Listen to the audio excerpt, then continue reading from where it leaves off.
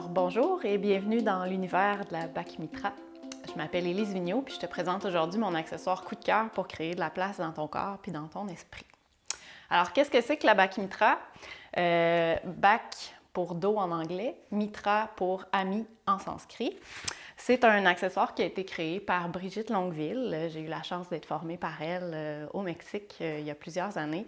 Puis c'est vraiment un accessoire que j'utilise en complément de ma pratique de yoga parce que il y a beaucoup de bienfaits au niveau postural. Donc on va apprendre avec cet accessoire-là à relâcher les tensions musculaires, souvent causées par notre mauvaise posture du quotidien.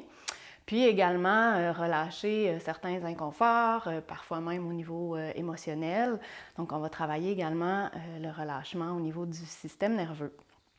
Donc un accessoire qui nous aide à entrer dans un état méditatif puis vraiment de connexion à soi au niveau des sensations corporelles, comme je le disais auparavant, au niveau des émotions, des réactions du mental et tout ça.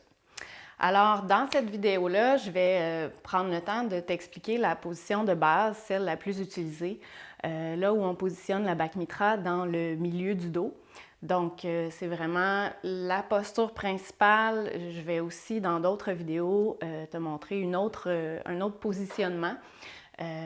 Mais définitivement, c'est ma préférée. Alors, on commence. Tu auras besoin possiblement d'une couverture et peut-être une petite serviette de table, par exemple, pour soutenir ta tête. Alors, on commence. La Bachmitra, il y a une bande de couleur, donc elle est importante pour le bon positionnement de la Bachmitra au sol. On veut aller placer la bande de couleur vers le ciel, vers le plafond.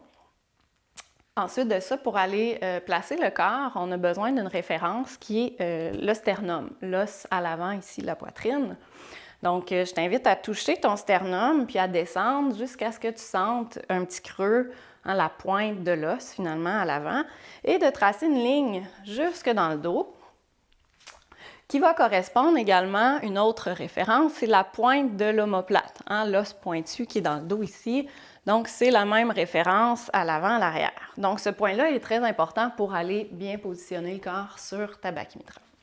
Une fois que tu as ce point de référence-là en tête, tu peux te déposer sur tes coudes, aller placer la Bachmitra au point de référence précédemment observé. Puis, une fois que tu es allongé, je t'invite vraiment à refaire le geste d'aller chercher avec tes doigts la pointe, le petit creux, tracer une ligne jusque dans le dos, t'assurer que c'est là où commence le bourron de la Bachmitra.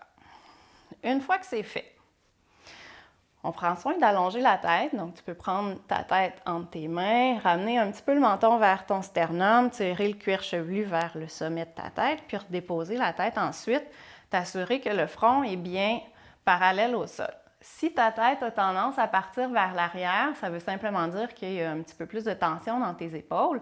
C'est là où une petite serviette pliée pourrait être utile, ça pourrait être une couverture également, pour aller déposer sous ta tête, entre ta tête et la Bachmitra pour redresser légèrement le front pour le rendre parallèle au sol.